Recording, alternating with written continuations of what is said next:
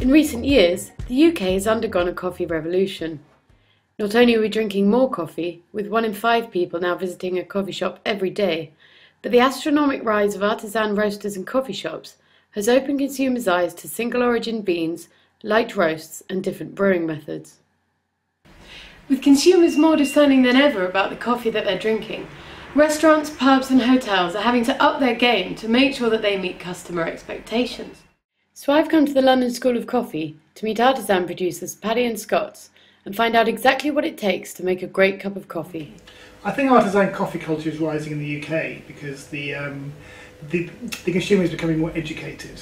It must have been about 10 years ago when the Australians and New Zealand culture started coming over here, and they set up these fantastic little cafes and fantastic micro roasteries, and we suddenly started realising actually coffee isn't instant and it isn't the old style 3-pint jug pour and serve taste, but actually has these wonderful flavours coming through. So I really believe that we're new to coffee compared to a lot of the world, and we have a lot to learn, but people are really enjoying learning about it. They're really understanding how good coffee is.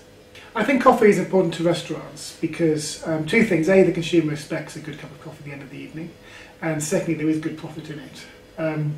To serve a good cup of coffee only costs around about 50p a cup, and that could be sold for anything from £2 up to some restaurants serving it for £5–6 a cup.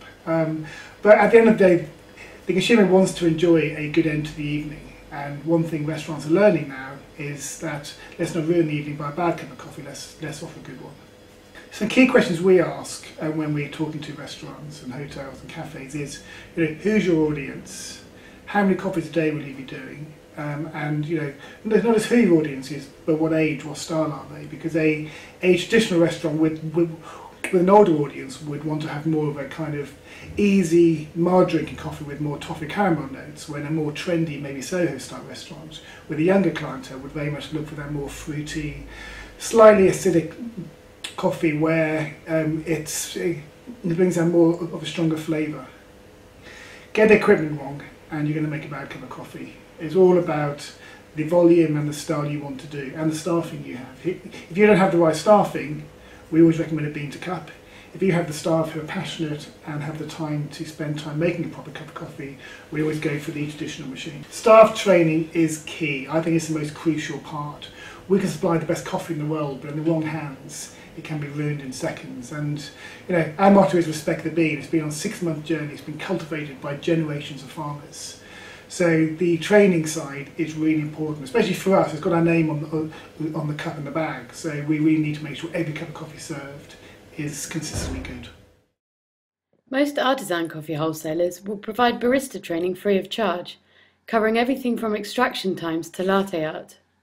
Paddy and Scott's head barista Gareth Davies gave me a quick rundown of the main principles you need to learn to make the perfect cup of coffee. The most common or most popular drink in the UK is the latte. So the basic fundamental principles when it comes to making a latte, as I mentioned, is to stretch the milk and get the texture correctly. So first thing I'm going to do is I'm going to prepare my milk by pouring it in the jug ready. I then move to making my espresso, so I dose my handle correctly, give it a squeeze, pop it in the machine, and I look to extract our coffee in around 25 seconds. This gives the water an opportunity to extract the caffeine, which is the bitter element of the coffee, and the sweet part, so the sugars and the acids, which together with the caffeine gives us a nice balanced espresso. We then put those things together, serve a delicious drink.